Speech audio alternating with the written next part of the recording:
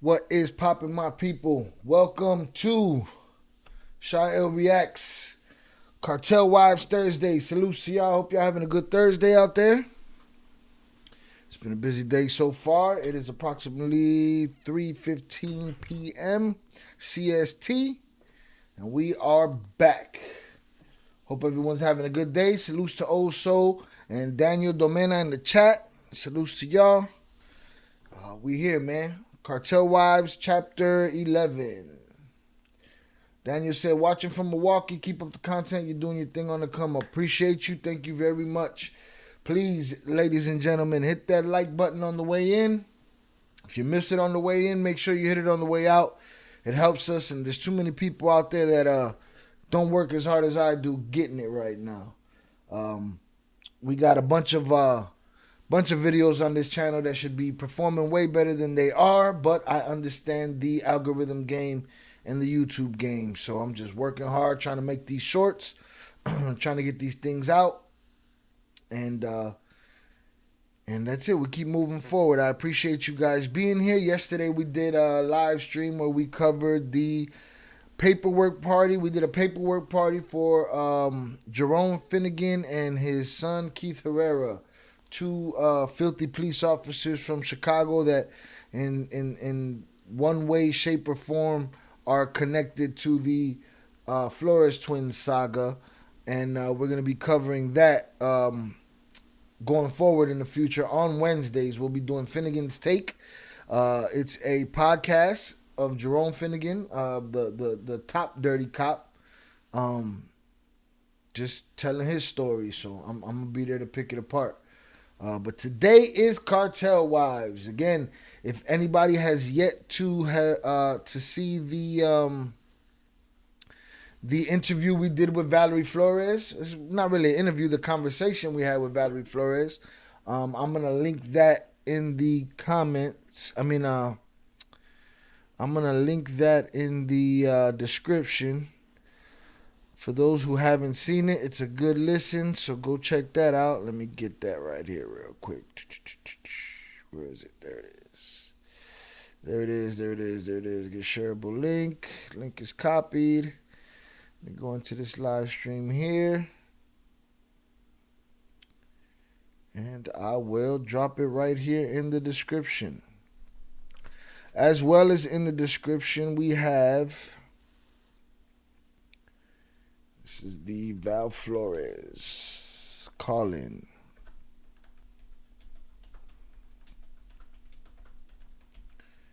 All right, so you guys can go in the comments and find the Val Flores call-in video right there.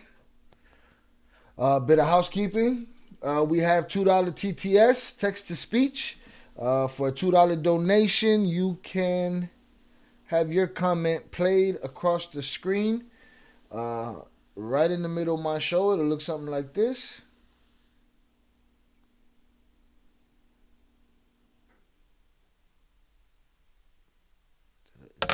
There it is.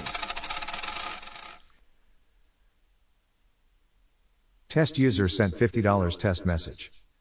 And for, there, doubled up. See, I moved too quick. Test user sent $50 test message. And for $5, you can add a media link, a YouTube link to it, and that link will pop up on my screen, and I will react to it as we speak, considering it's appropriate for my channel.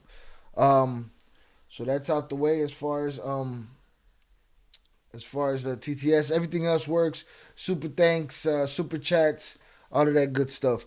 I appreciate you guys for being here. Please hit the subscribe button as well, hit the notification bell, so that you guys are abreast and get the notification every time we go live. Salutes to Think Like a Kingpin in the chat. I appreciate you guys for being here. With that being said, let's get into it. Cartel Wives last week was chapter 10, and we got right up to the point where Jay had a plan to make sure that he went and got Peter out of there safely. So that's where we're at now. Salutes to y'all. Thank y'all for being here. Let's get started. Chapter 11, Cartel Wives. Also, let me make sure that that's in here too. In the case that you guys would like to...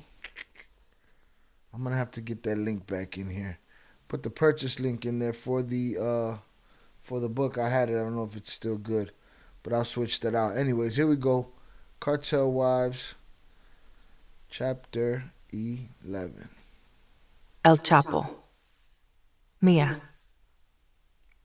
It had been a few days since Peter was kidnapped, and I was still a wreck. I couldn't sleep. I'd stay up all night worrying about him. I'd cry in the shower, and I didn't eat at all.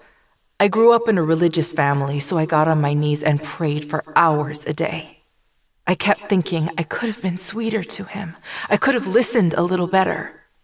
I remembered all the times I shouldn't have been a brat or selfish. I couldn't believe this was happening to me. To Peter. But Junior said he had a plan, and I believed him. Olivia. Unfortunately, Junior's plan was to meet with Joaquin Guzman Loera, aka El Chapo, the head of the Sinaloa cartel. It sounded like a frickin' suicide mission to me. The only reason Peter could have been kidnapped was because of our debt to Chapo, Junior told me. Peter and I have been repaying it. Pablo knows we're good for the money, and he should be telling Chapo. So you're just going to march up to the world's biggest drug lord and tell him that? I wasn't just skeptical. I was terrified for him. It's the only way to prove that we're on track, that there was no cause for Peter's kidnapping. He was right. Junior loved Peter to death and was willing to do whatever it took to get him back, even if it meant jeopardizing his own life. Peter was worth every risk, and this was the only choice Junior had if he ever wanted to see his brother alive. Mia. The Sinaloa cartel is one of the most sophisticated, powerful, and dangerous criminal enterprises in the world. Its main function is procuring narcotics like cocaine, heroin, marijuana, and methamphetamines from their original source, shipping them into Mexico, then smuggling and distributing them into the United States and around the world. Olivia. At the time, El Chapo was the most wanted man in the world, next to bin Laden. He was worth billions, all of it from his massive trafficking network, which was more sophisticated and extensive than Pablo Escobar's. Chapo wasn't that different from my father-in-law. He'd been born into poverty and had entered the drug trade in his youth when he began growing opium poppies. By the time he was 15, he had his own marijuana plantation, and by his 20s, he'd started trafficking across the U.S. border. I mean, come on, man. The bud don't fall far from the tree, bro. You know, the bud does not fall far from the tree. That man was the same deal. Brought up in the game, knew no other life, you know. Knew no other life. Knew that if we gotta eat, then, you know, this is how it's gonna go down. So it is a I mean, the cycle seems to be broken now. Somebody asked the other day, oh, you know, which one of their kids you think they're gonna teach to hustle? And I think that would just undo everything they did, you know, and for the sake of their family, that would just undo everything. So I feel like in that bloodline, it may be true that the curse is over and the cycle is broken. But absolutely was a cycle if you look at the father's life. You know what I'm saying? If you look at the father's life, he was doing all the same thing, you know? And also, Jay was right in the sense that, listen, if this guy thinks we owe him some bread, or you know, if this guy's kidnapped, you know, my brother thinking that we owe some bread, or whatever the situation is, it's better that I'm there to take care of it than to let people have their own idea of what's happening, you know? You don't want to let Chapo have his own idea about what's going on. You want to be there to kind of let him know what's popping. But unlike my father-in-law, his special skill was violence, and he used it to increase his power until, in the mid-1980s, he gained control of the Sinaloa cartel. El Chapo had... Oh, my bad. I thought you were talking about the father, but I guess the father was the same kind of life, except he didn't become the boss like that, you know? Airplanes, rocket launchers, sub-poverty, and had entered the drug trade in his youth when he began growing opium poppies. By the time he was 15, he had his own marijuana plantation, and by his 20s, he'd started trafficking across the U.S. border. But unlike my father-in-law, his special skill was violence, and he used it to increase his power until, in the mid-1980s, he gained control of the Sinaloa cartel. El Chapo had airplanes, rocket launchers, submarines, and a vast army of dedicated workers at his disposal. Mia. He was the most powerful man in Mexico, but he remained hidden. The Sinaloa cartel's base of operations was in Culiacan, a city of just under 1 million, the largest city in the state of Sinaloa. It's hard to run a criminal enterprise in the middle of an urban area, however, so much of Chapo's business was conducted in the Sierra Madre, just to the east of Culiacan.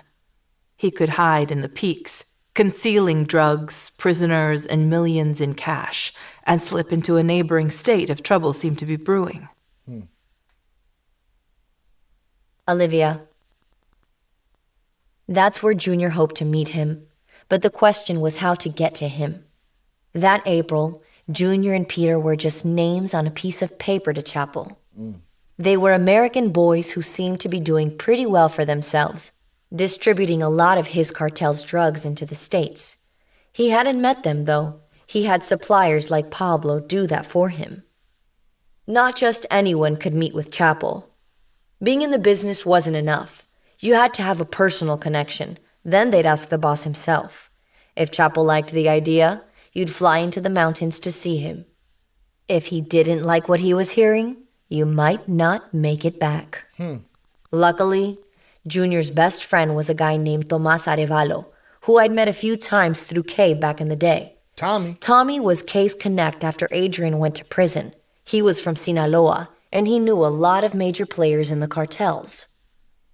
So if you guys recall, Tommy was the guy that when the older brother Armando went to prison, Tommy came and approached the twins and said, "What's up? Y'all want this work? Let's get this work popping." So he's and Jay credits him as his best friend. I believe they were together when Jay saw the news story about Sammy the Bull getting the 5 years. Shout out to the chat, No Sucker DJs. I look forward to your reaction videos on this series. Keep up the good work. When are you gonna make the theme song to your reaction channel? We want those bars, and we ain't talking Fed time. No Fed time over here. I ain't going. And bars, man, I've been busy doing this as far as bars, but I appreciate you. Thank you for being here, No Sucker DJs. Salutes to you. I'm gonna keep pumping them out, man. We're gonna the next series is the Finnegan's Take series on the Piglet Brigade. Think like a kingpin, man. When you think about it, your name better be squeaky clean on the streets. It's a small world. You ever did someone dirty, you're done. When you think about it, your name better be squeaky clean on the streets. I don't know how that relates to this, but you're absolutely right. When you think about it, your name better be squeaky clean on the streets. It's a small world, and if you ever did someone dirty, you're done. Yeah, but it's also a perception thing, too. Some people think you do them dirty when you disagree with them, you know? Some people are disagreed with them. They be like, he did me dirty. You know what I'm saying? Like, nah, bro, I disagreed with you, so get some. All right, here we go. When I first started dating Junior, I remembered seeing Tommy at a dinner party Junior and P were throwing at Ruth's Chris Steakhouse. "What are you doing here, Tommy?" I said. "I'm working for Junior and Peter now," he said. I remember thinking, if Tommy works for them, they're on another level. Apparently, Tommy had a brother-in-law who knew a lot of the bosses in Culiacan. Junior's plan was to fly to Culiacan with Tommy, meet with a brother-in-law who had connections, and pay his way to meet with Chapo.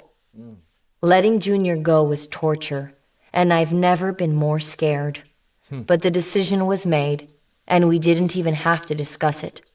We both loved Peter very much, and we... Going to meet Chapo, I mean like that, all our plug down there. Oh yeah, absolutely. You know, you got a guy that they already have their hands on him, they're holding him, and you got to go explain yourself, and somebody done threw some dirt on your name, and you better go over there squeaky clean. You better go over there squeaky clean. because that word will get around. That's with anything. Word will get around, and that's all it took. All it took, what? What do you think? All it took was somebody else that Chapo trusted to be like, nah, they done this before. That could have sent everything left. You know what I'm saying? Like, yeah, man, your name is your name. If Tommy works for them, they're on another level. Apparently, Tommy had a brother-in-law who knew a lot of the bosses in Culiacan. Junior's plan was to fly to Culiacan with Tommy, meet with the brother-in-law who had connections, and pay his way to meet with Chapo.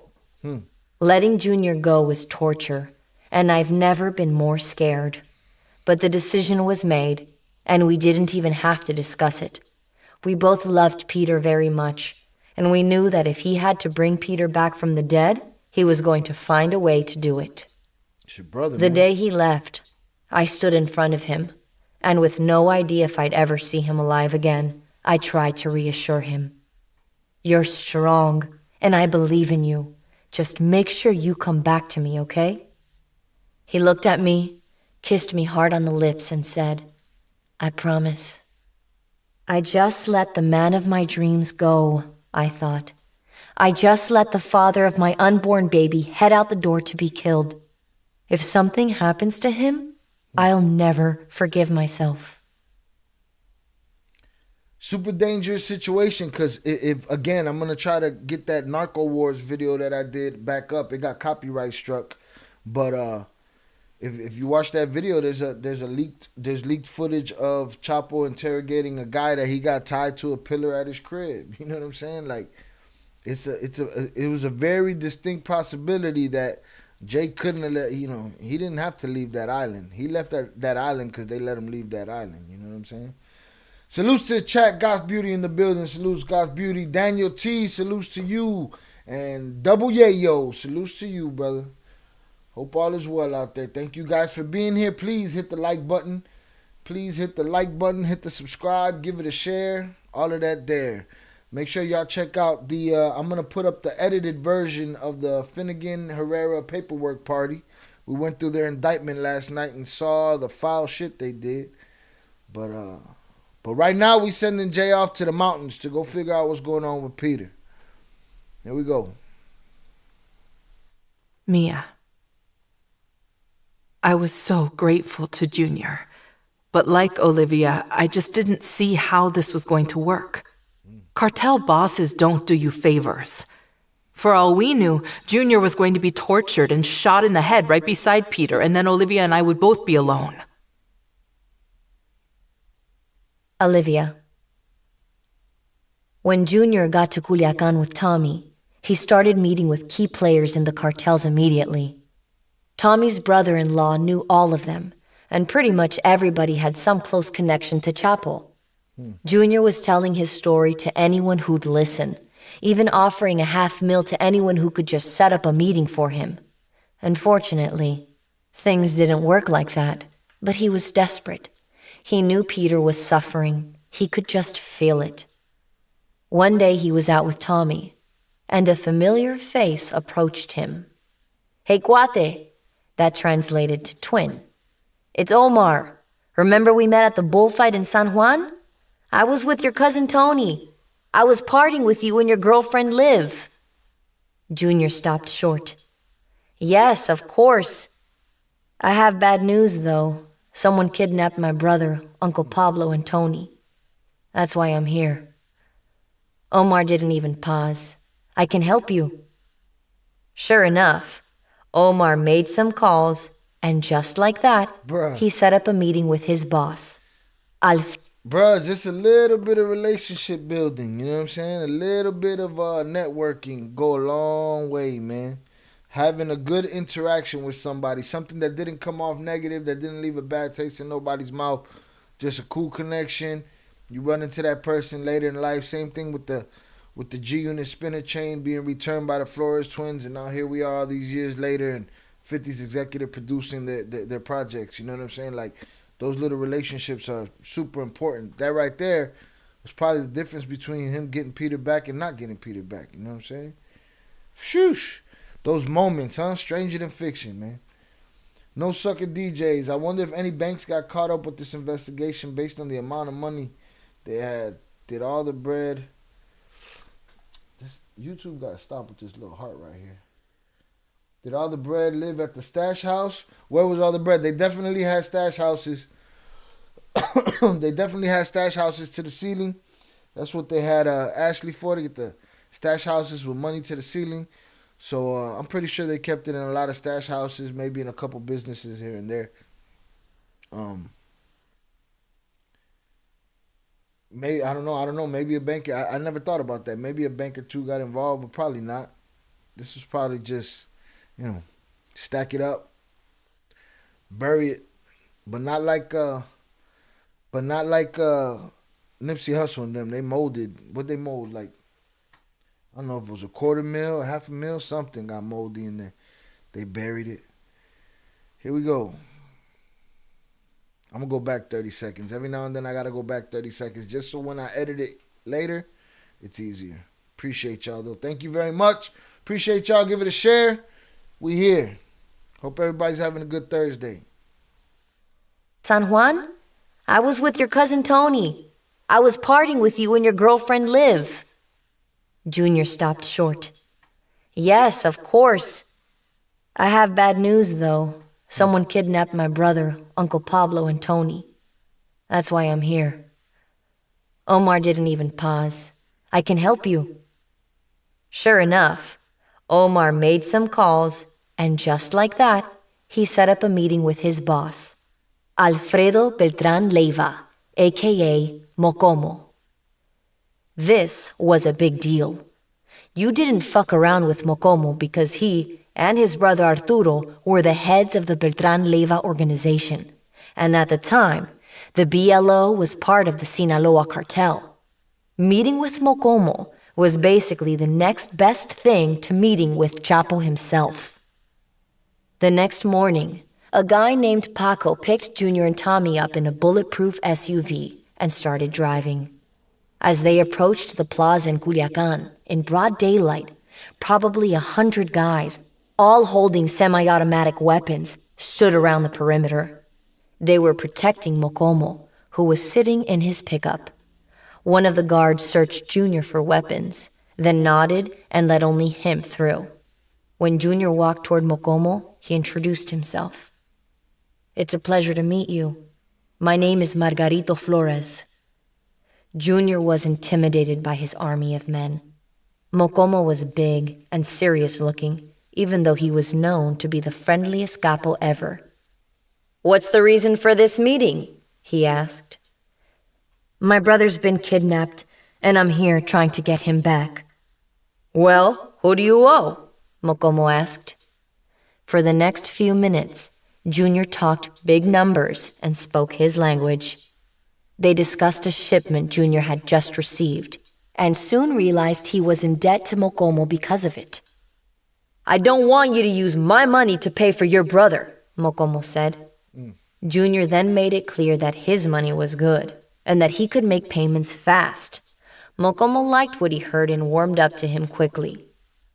I'm impressed with how fast you move, he said. Then he signaled for his radio and began making calls. After he hung up, he looked Junior in the eyes and lowered his voice. I know where your brother is. Don't worry. I'll make sure he doesn't die.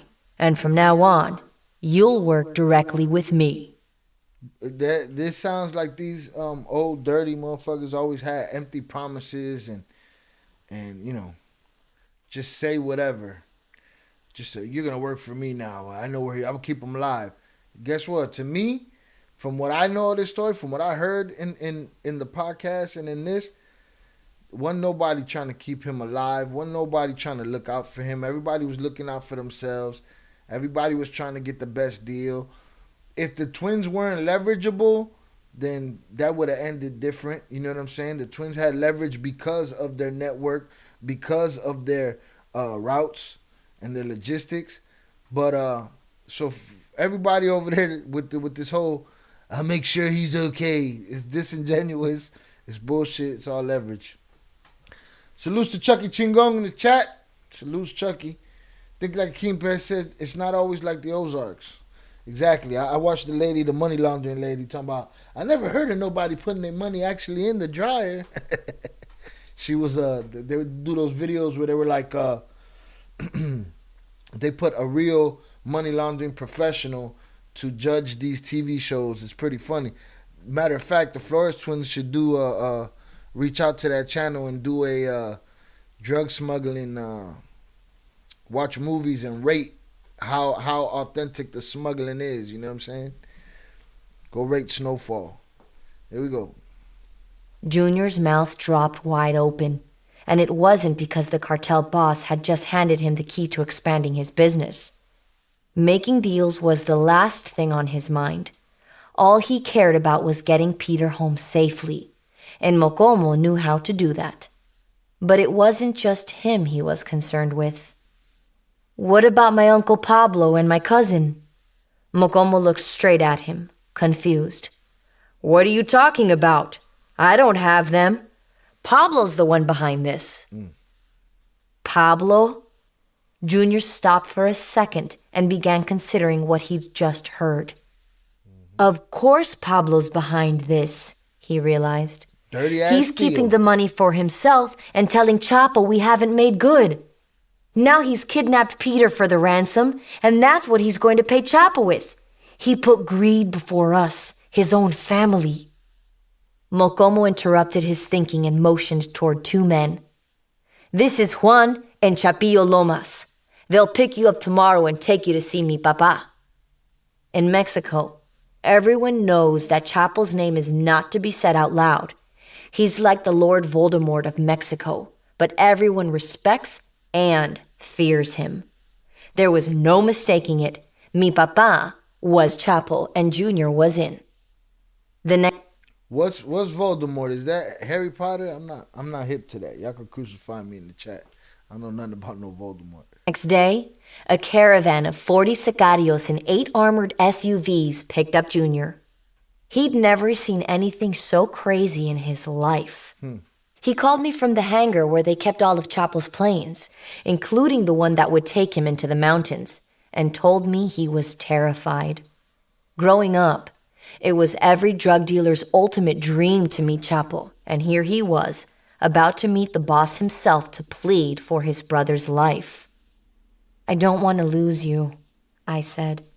Please be careful, Junior. Liv, I have to do this. I'm so sorry.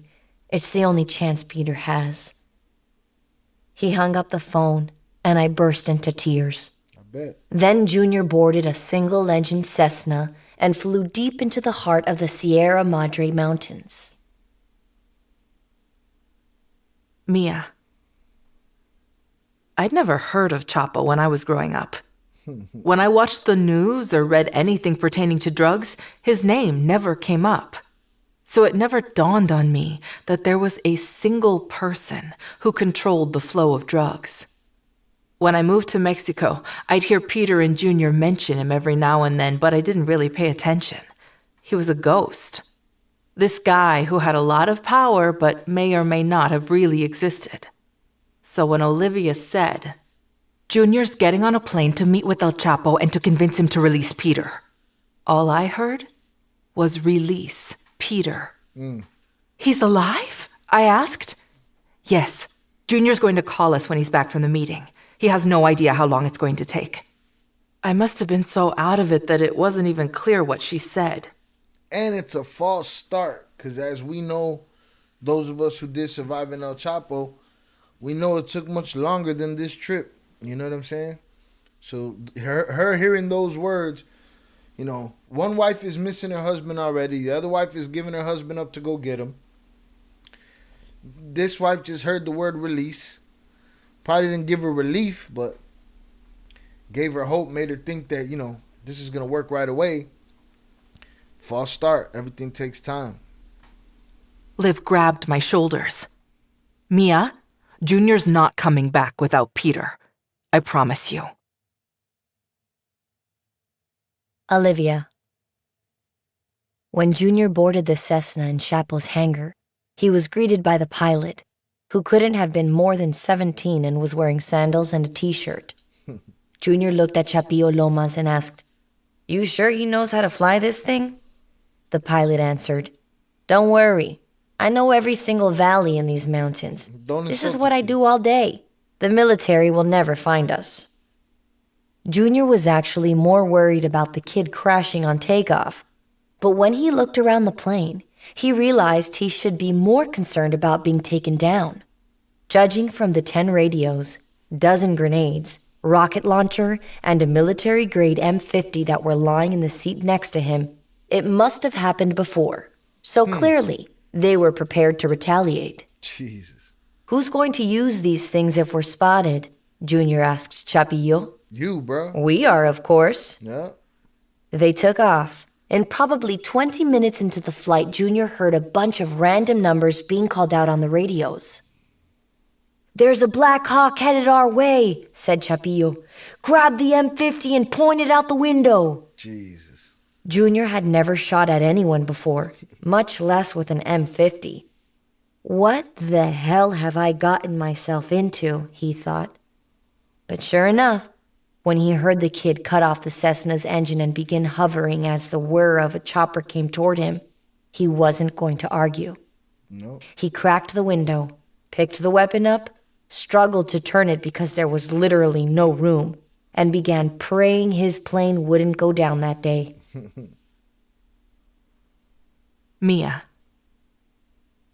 Thankfully, within seconds, the radio bleeped out a bunch of other numbers, and the baby pilot started the engine back up. Feeling so much adrenaline, he thought he was going to vomit.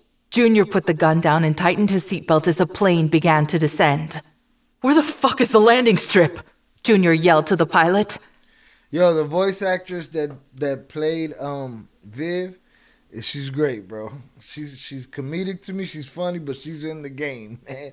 I don't even know why they just switched from one of the ladies to the other ones right now in the middle of this in the middle of this plane fiasco. But she's excited and she's acting, boy. She's doing her thing. She reminds me of somebody. It's pretty hilarious. Victor Joaquin in the chat is here. Salutes. Thank you for being here, bro. Appreciate you. Please hit the like button. The kid pointed out the window to a man-made strip that had been dug into the base of a mountain. Right there! Right there. Then he cut off the engine again. Junior was positive they were going to collide into the mountain. He thought, this is it. It's all over.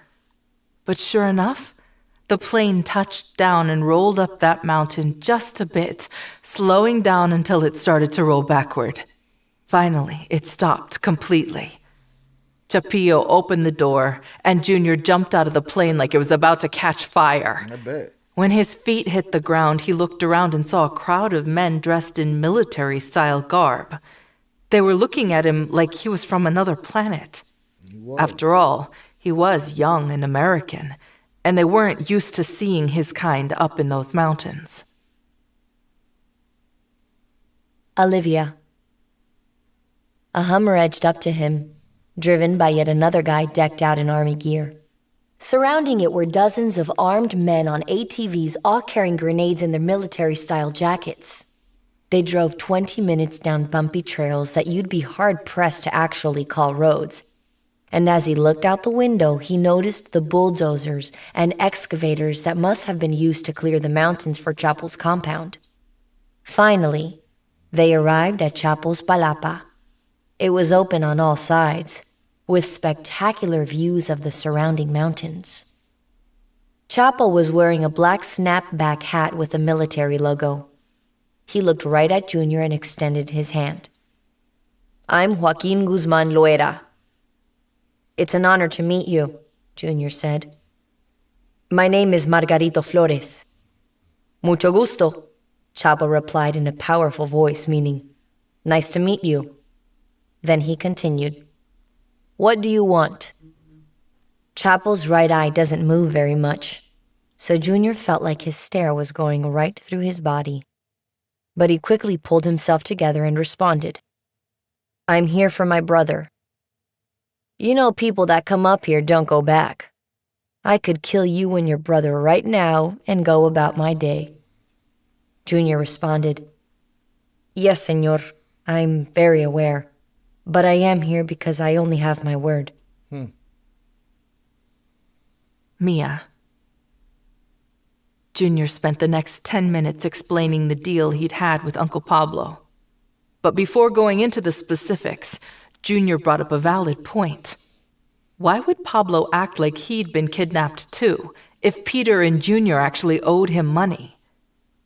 Then Junior revealed that, yes, he had a $10 million debt to Chapo, but he'd been paying it back to Pablo in steady increments. In fact, he was right on schedule, only a few million shy, and he had the ledgers to prove it. It was a miracle Junior had been smart enough to take his ledgers with him to Sinaloa. Receipts. They didn't just save Peter's life, they saved his that day too. The ledgers were these thick, worn books, like big old Bibles. For their entire career, he and Peter had been meticulous about keeping track of every single penny that was collected and every single payment they'd made to a supplier, and they'd marked it all in those books. It didn't matter if Peter was dead tired or coming home from a night of partying. He'd always walk into the kitchen, grab his binders, and sit there with his calculator, adding and subtracting millions of dollars. You couldn't alter them. All the numbers were tiny, so there was no room to add anything, and absolutely nothing was scratched out. They were flawless. Their notes and numbers indicated the debt payments they'd made to Pablo, with dates. When you added up the numbers, there was no question they'd made their payments right on time. Wallin'. There was no way he couldn't prove to Chapo that Uncle Pablo was totally fabricating the story for his own benefit. He had all the receipts. Olivia. Show them to me, said Chapo. Junior pulled the ledgers out his backpack, and together they started flipping through the pages. You're moving a lot of work, Chapo said, and Junior nodded. Chapillo, please go get my cuentas. He ran to fetch them, then handed them to his boss. The drug lord spent the next few minutes comparing dates, pointing from Junior and Peter's ledgers to the notes he'd taken. He cross-checked numbers, nodded his head when he saw they lined up, and said, Good. Good, when he got to the bottom of a line item that showed a payment had been received on the correct date. It went on like this for probably 15 minutes until Chapo slammed his notebook shut. Your numbers are good. You have been making payments. Yes, senor. I'm going to help you, but first, you need to settle things with Pablo. I'll send my people with you. Thank you, senor. After you fix it with Pablo, I want you to come back to see me. Junior extended his hand to Chapo. Absolutely. It was an honor to meet you, and I won't let you down. You have my word. Then Chapo turned his back, and Junior was escorted away by 2 armed guards. Okay, this is where the story differs, and I don't know if they're going to get into it right now. But at this point of the story, in the Surviving El Chapo, they revealed that Chapo told them, you're going to have to give me proof that that Lupe, who they're calling Pablo right now in this book, you're going to have to give me proof that Lupe is lying and that Lupe is setting you guys up. So take a recorder, go get you a recorder and go record him. If I recall correctly, that was what happened at this point. They didn't mention it here. I don't remember nothing happening, I don't remember him going to deal with Lupe, then coming back to get, to have the tape recorder conversation and then going back. So I feel like it was left out of here, but we'll see. We'll see how they deal with it here. Mia. 2 days later, Junior drove up to our house. I'm not sure what I was expecting. Maybe this romantic reunion between him and Olivia, or maybe that he'd walk right in the door with Peter. All I know was that I sure as hell wasn't expecting him to come back with a group of guys I'd never seen before. They're Chapo's people, he said. They're gonna be here a few days, staying in the back. I'll tell you the whole story soon, but right now I've got to take care of them. Olivia. Chapo's associates were there to help Junior settle things with Pablo, but they'd also come to make sure that everything Junior had said at the palapa was true. In fact, they were going to put it on tape.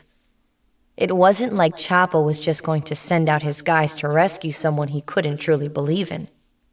He wasn't going to just say, "Okay, go get Peter." Junior had to earn that trust. For the next 2 weeks, that's all he did. They were constantly at the house, sitting around or talking to Junior and getting to know him. They couldn't have been more polite if they'd tried, but still, they were just there. Poor Mia was a miserable, worried wreck, and I was so sick I was living on saltines and Gatorade. But we put on our happy faces and made them feel at home. Our chefs cooked for them. Our housekeepers cleaned up after them. Soon, they warmed up to our family so much that they actually wanted to help us. Their hearts were in the right place, and being there stopped feeling like a job for them. Then one day, Junior got the word that it was time to leave with them and go settle things with Pablo. If he was lucky after that, Peter just might be freed. All right, that's the end of that chapter right there, y'all. We got 14 people in the chat and 7 likes. Let's get these likes up. Let me get hundreds in the chat if y'all down for one more 20-minute episode. This was a 23-minute episode. Let me know if y'all down for a double feature. We will go one more episode. If you hit me with the hundreds in the chat, I get enough hundreds in the chat, we good. And if we get these likes up, please get these likes up right here. 7 likes and 16 viewers. Let's make it make sense. Let's make it match. Let me know in the chat with the 100s. Are y'all down for another episode? Do we just instantaneously move on to episode 12? All right, Yayo with the hundreds. Goth with the hundreds. All right, let's get these likes up, people. I appreciate you. I thank you for being here. Give the channel a share. Hit the like button. Hit the subscribe button. Hit the notification bell. Listen, those 1, 2, 3, 4, 5, 6, 7, also with 200s in there. All right. Think like a kingpin with another 100. We going on to episode 12. Daniel T with the hundreds in the chat. I appreciate you. We going on to episode chapter 12. We doing the double feature today. Let's get it. Chapter 10. Lies. Rescuing 12. Peter. Rescuing Mia. Peter.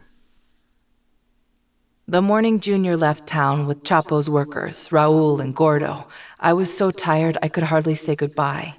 I'd been exhausted for weeks.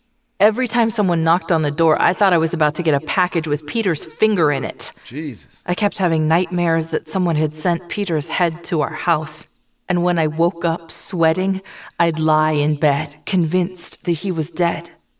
Olivia was the only person I could really talk to. And sometimes even that didn't feel great because I was so jealous of her.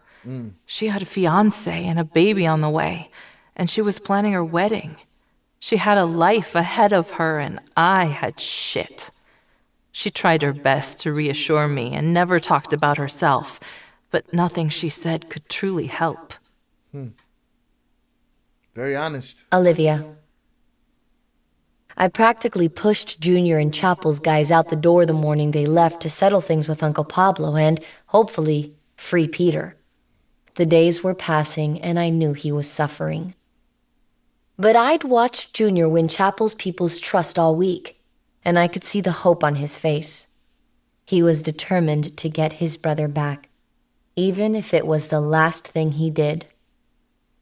Mia and I were on pins and needles all day, waiting for him to call. "Do you think something went wrong? Why hasn't he called?" Mia kept saying. "It's fine. We gotta trust Junior."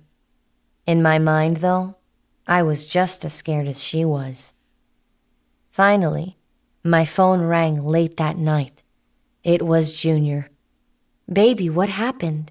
I asked and put it on speaker so Mia could hear too. "I'm okay. It's going to be okay. But fucking Pablo, I don't even know who that man is anymore." "Just tell us what happened." For the next 10 minutes, I'll tell you who that man was. He was who he always was. He was who he always was. These snakes in the grass, boy, their disguises are long-lasting disguises. but eventually they'll show you who they are. All right, I appreciate y'all. Appreciate all the hundreds. Please hit the like button. Mia and I didn't say a thing while he talked. Mia. Junior had arrived at Pablo's house a few hours after he left home. He wasn't alone. He had 4 men with him. 2 of his own workers named Raul and Gordo, and Chapo and Mocomo's men, Juan and Paco. No one was armed. After all, they were convinced it wasn't going to turn violent. Junior knocked on Pablo's door, and when it opened, he was escorted in by someone from the state police, who apparently was protecting Pablo. When he stepped aside, there was Pablo, his hand extended toward Junior like nothing had happened. When Junior refused to shake it, the police officer put a gun to his head. "Motherfucker, I will have you killed if you disrespect me in my house," Pablo said as the police officer pushed Junior down to a seated position in a chair, jamming the gun into the back of his head. Juan stepped in. "We have orders from Senor." None of that. "I've been going up to those mountain tops for 30 years, Pablo answered. "You think I'm gonna let you come and fuck it up?" Then Pablo grabbed his classic 1911 Special 45, which he always carried, and pistol-whipped Junior. Junior was not going to sit there and just take it, even if the truth was going to cost him his life. He only had his word, and he wasn't going to let some greedy, deranged man take that from him. The more Junior spoke, though, the more livid Pablo became. He realized he was looking like a liar. But what he didn't know was that Chapo's people were getting it all on tape. Olivia. Things suddenly shifted. One of the police officers who'd been protecting Pablo changed his mind and said, "Stop hitting him. Let him go." Pablo was stunned. "What the hell do you mean? You're on his side now?" "Yes. We have orders from Senor." Orders are orders, and if they're broken, they could cost you your life. But Pablo didn't care. Instead of dropping the gun, he just kept hitting Junior until Tony started yelling, "Pa, por favor!" But his dad gave him a look of death, and Tony backed down. "I want my money, Junior! Give me the money!" Pablo was out of his fucking mind, and Junior was sure he was going to pop him and his brother in the head just for making him look like a fool. Junior turned to Tony and pleaded with him. "Tony, you know we've been making payments. Why are you doing this? How could you let your dad hurt us like this? We loved you all like family." Tony paused.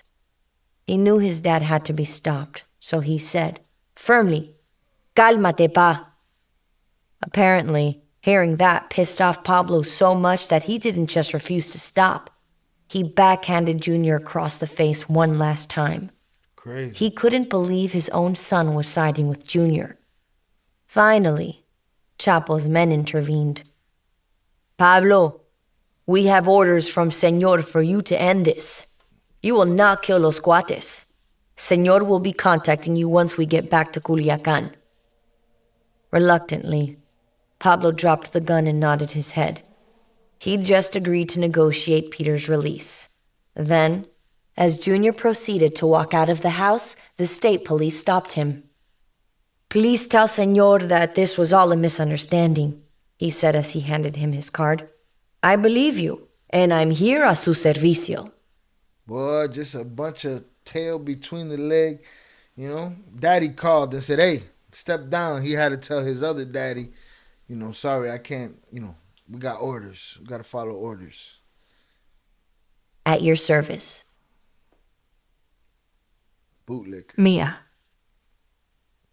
Junior came back to Guadalajara right away, bruised but alive. But Peter didn't. His release was still going to take some time. Chapo's people still had to get the word back to him. Then Senor had to call Pablo. I'm sure Pablo was scared for his life, knowing he was caught in a lie and behind a kidnapping that never should have happened. His plan had backfired, and he never thought in a million years that Chapo would find out. I was so relieved to see Junior. I'd been worried sick Pablo was going to kill him, and Junior had a baby on the way and loved Olivia so much. But still, I couldn't take the agony of Peter being gone anymore. I missed him so much my heart hurt. Olivia. Junior headed back to the mountaintop with Juan in Chapillo Lomas. When he got there, Chapo was furious with Pablo. I just lost my brother, so I can imagine how you must be feeling, Chapo said. I still want my 10 million fully repaid, but remember, you can make up the money later, but you can never replace your brother. That's crazy to me. Salutes to the chat, 030 North. Salutes to you. Safe travels, brother. Salutes Felix Reyes. Salutes to you. I remember feeling in the Surviving El Chapo series like it was disingenuous and diabolical for Chapo to be like, I lost my brother recently, bro. You don't want to lose yours. You know, like, bro, you the one in control of this. You know what I'm saying? I just gave you proof the other dude owes you 10 mil. And now you holding your sympathy for your brother over my head with my brother. You know what I mean? Like, it was just, it's just a testament to how diabolical these dudes are. Also, different from Surviving El Chapo podcast. Again, this book was written in 2016 or 2017. I know it was published in 2017. They did not mention that Chapo gave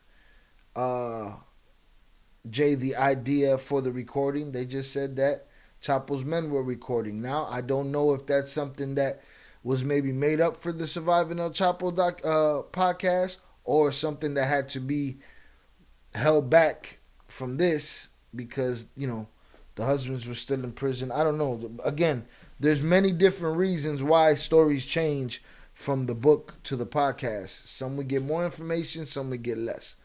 But in here, they just grazed right past the fact that there was a recorder and that Chapo told him, get a recorder, go get proof that Lupe is doing this and bring it back to me. Well, he has his proof now, but again, he's still charging them the $10 million. So it seemed like all of that was for nothing. But not, because now they are in direct communication with the man. Then Chapo relaxed. When your debt is settled, I want you and your brother to come back and see me. We need people like you. Yes, senor, Junior responded. Chapo waved for German Olivares, his chief executive and right-hand man, to make arrangements for the payment with Junior. Then he was dismissed. Mia.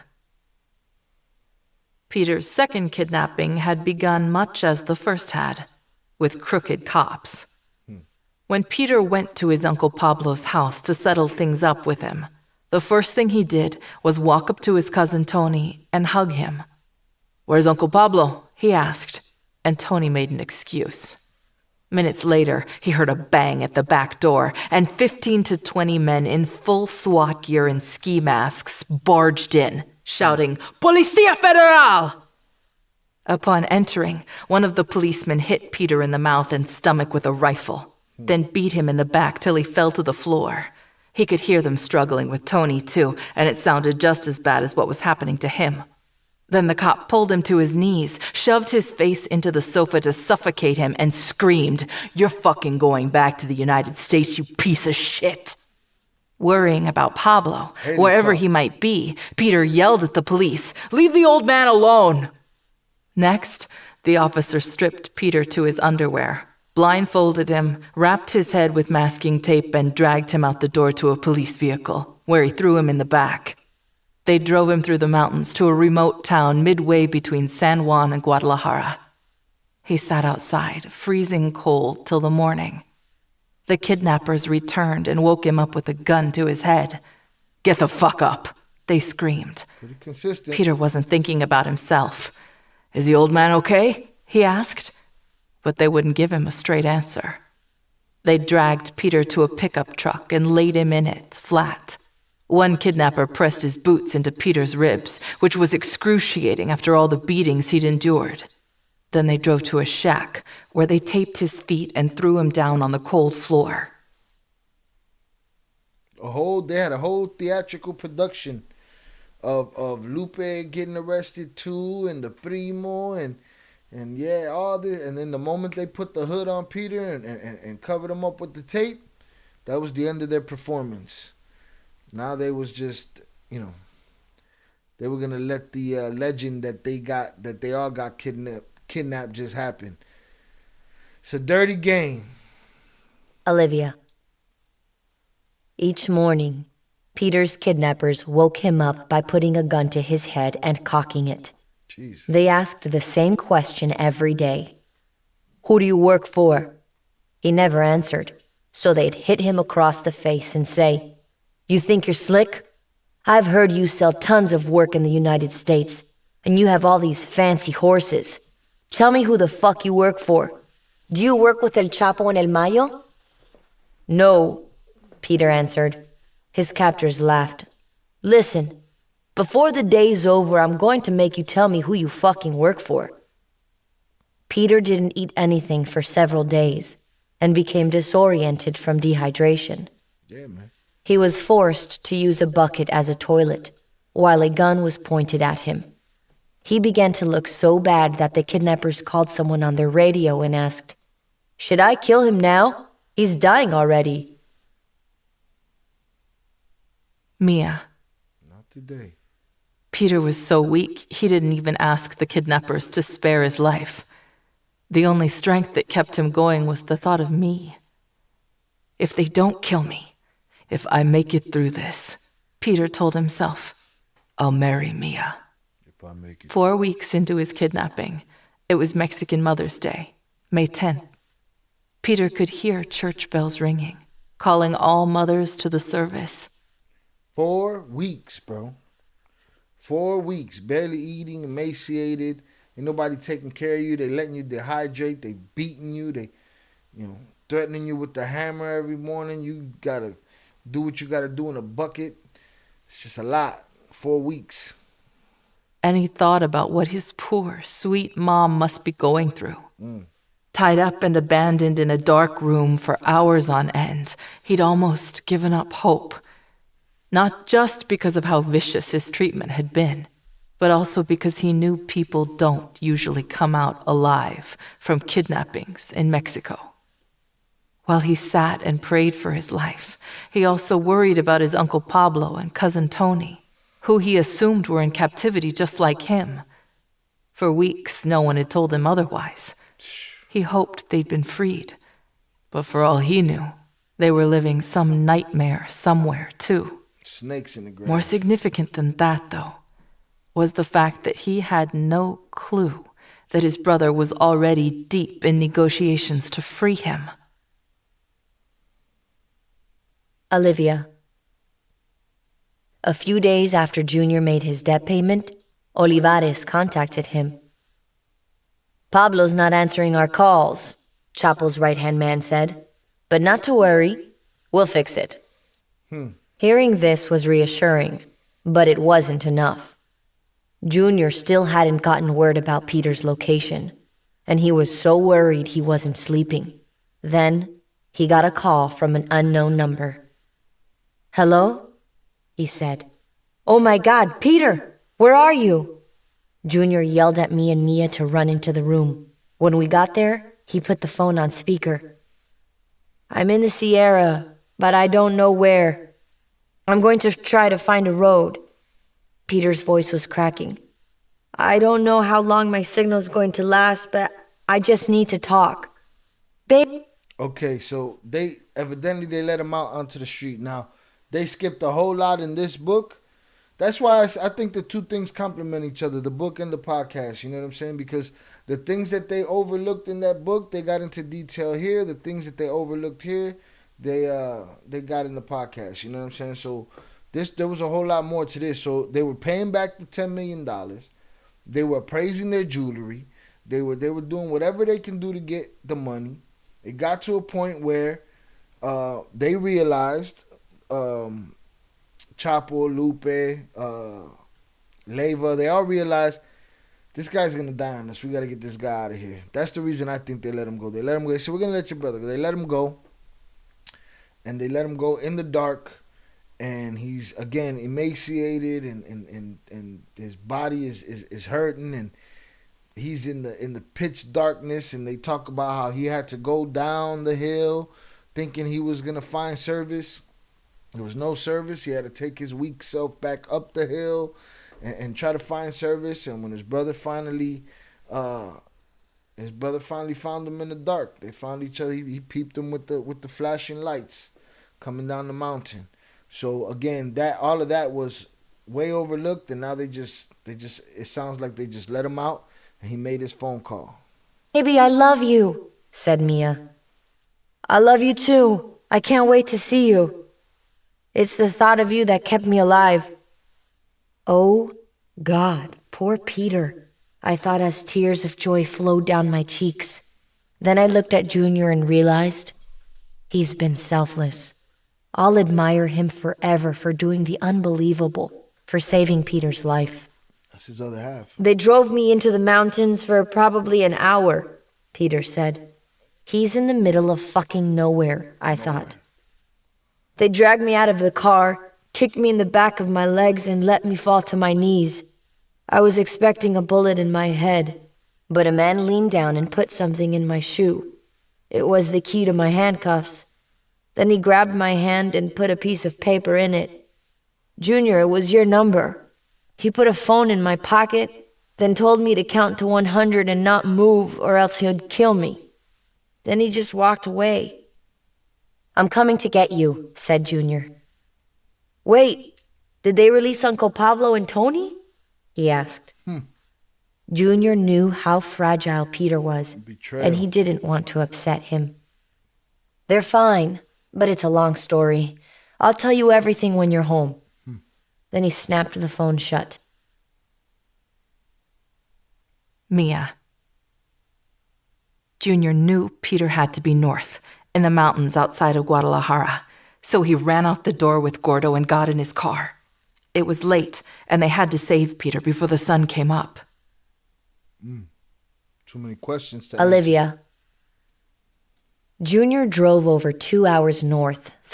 He out there in the daytime. Somebody put him over. It's a lot of questions to answer. What's wrong with this guy? Through the darkness. There was only one road from Guadalajara to San Juan, so he knew that if he kept driving and calling his brother, he'd find him. He was terrified the whole time that Peter's cell phone was going to die. But when he had service, he'd ring him up. I'm getting close, Peter, he'd say. Just hang on. Mia. Peter was in the middle of the Sierra, which was full of mountain lions and poisonous snakes that he knew might attack him at any moment. It was so dark most of the time he couldn't make out his hand in front of him. And when he could see, everything was blurry because he'd had a blindfold on for weeks. He was too weak to walk, so he began crawling toward the road, using the flashlight on his phone to guide him. He didn't have much of a voice, but when his brother would call, he'd always answer. I'm here. I'm okay. But I can't see, so I don't know where I am. Olivia. The road through the mountains was windy, but Junior knew it so well that he didn't slow down. It was pitch black, and he realized that if he flashed his brights, Peter would see them from miles away, know it was him, and call him. I see you, Peter said. You're getting closer. That's crazy. But I don't know how far you are, said Junior. Do you have a light? Yeah, but it's not great. Do you hear those coyotes? I do. Drive toward them. Sure enough, Peter was right near some coyotes, and as he held his phone out, Junior could hear them barking and howling through the phone. He drove toward them, listening to their wails grow louder and louder. Finally, Junior saw Pete's little flashlight up ahead in the distance. He got closer and stopped in the middle of the road. He couldn't pull over because he was on the edge of a cliff.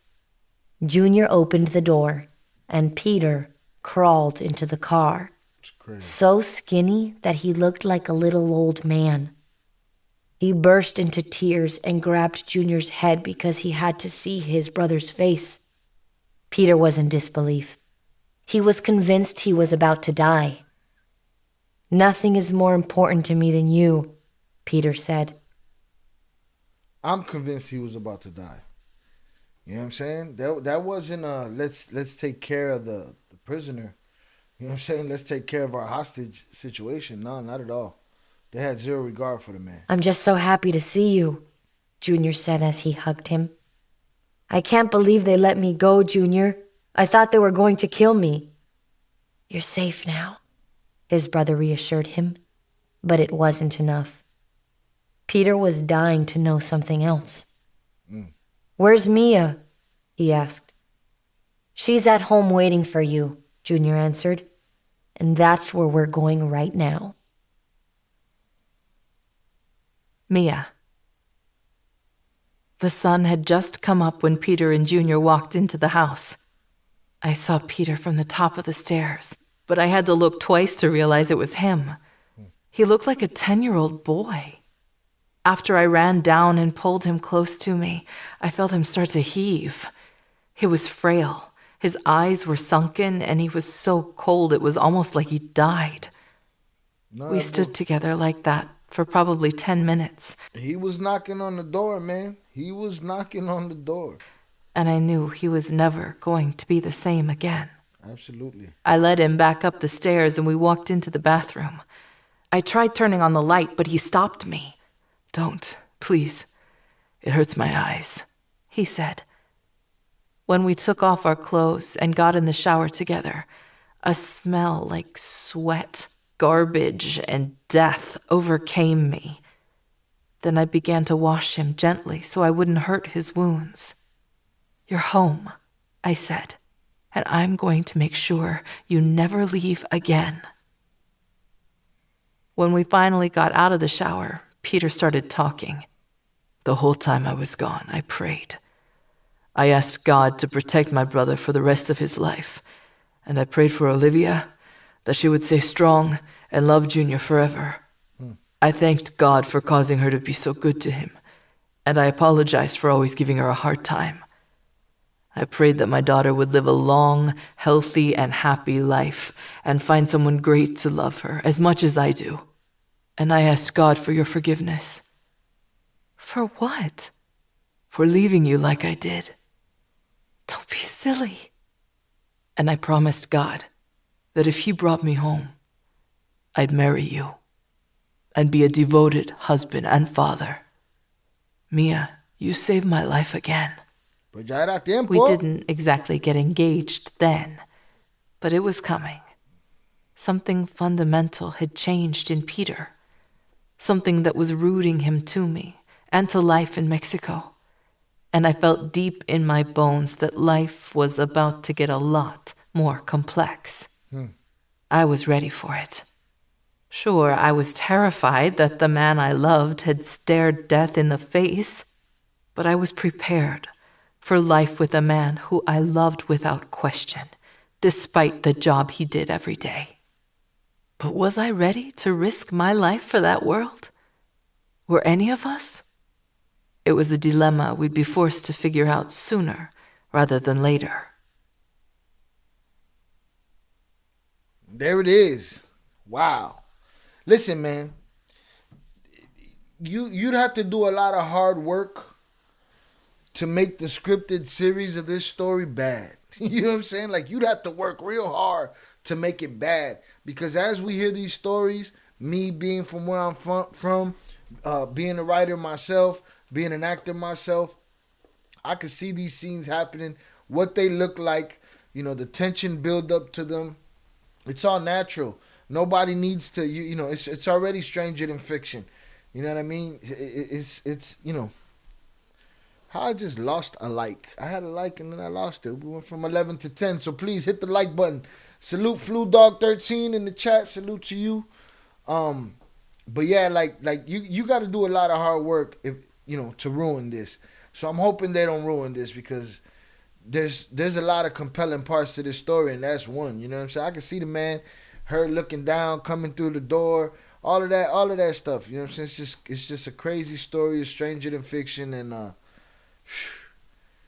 Yo, they got into if you take the Surviving El Chapo and you take this episode and you put these two parts of it together, there's a lot of information there, man. A lot of details, and it's a rough situation.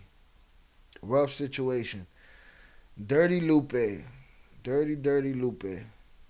But there we have it. We did the double what they call it, the double feature. We did the double feature today. Cartel Wives, chapter 11 and chapter 12. I appreciate everybody for being here. Let me go through this chat real quick. Salutes to my brother Old Soul. Salutes to Daniel Domena. Think Like a Kingpin. No Sucker DJs. Goth Beauty, of course. Daniel T. Yayo. Chucky Chingong. Victor Joaquin.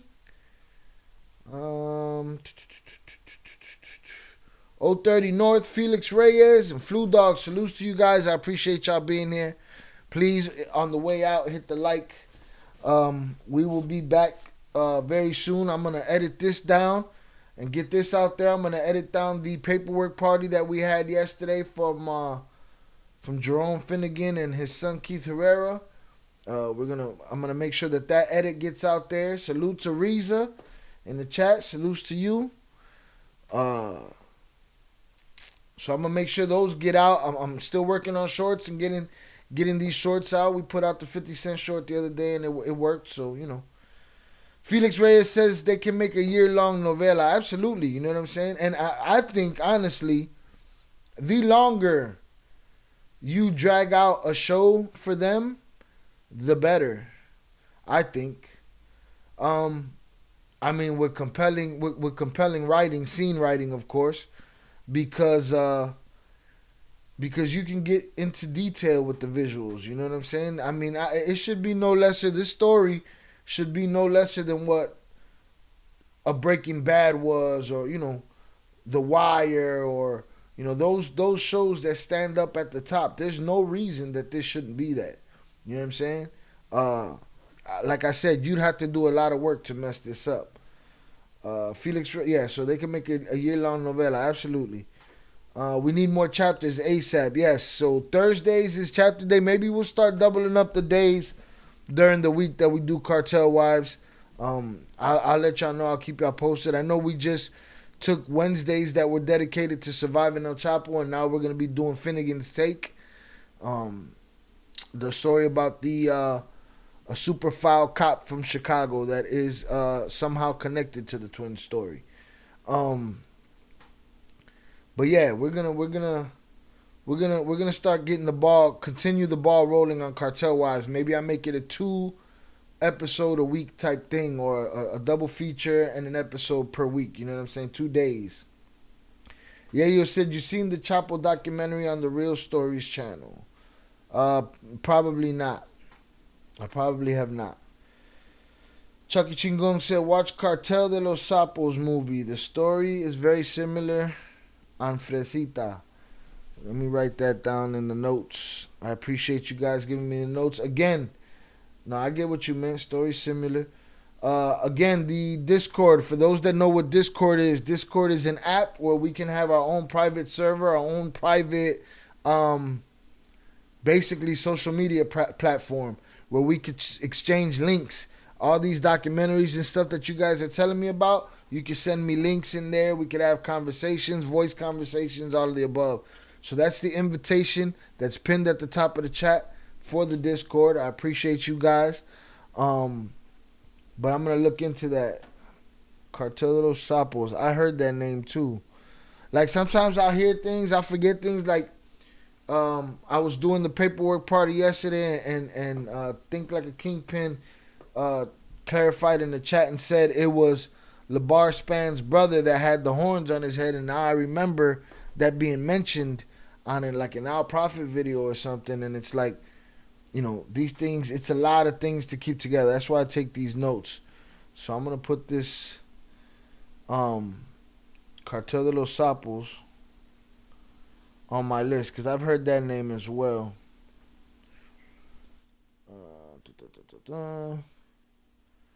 Yeah, maybe Tuesdays will start becoming another Cartel Wives Day. I just don't want to burn through it too fast. Here we go. Let me get my notes. Cartel. Chapo. Oh, man.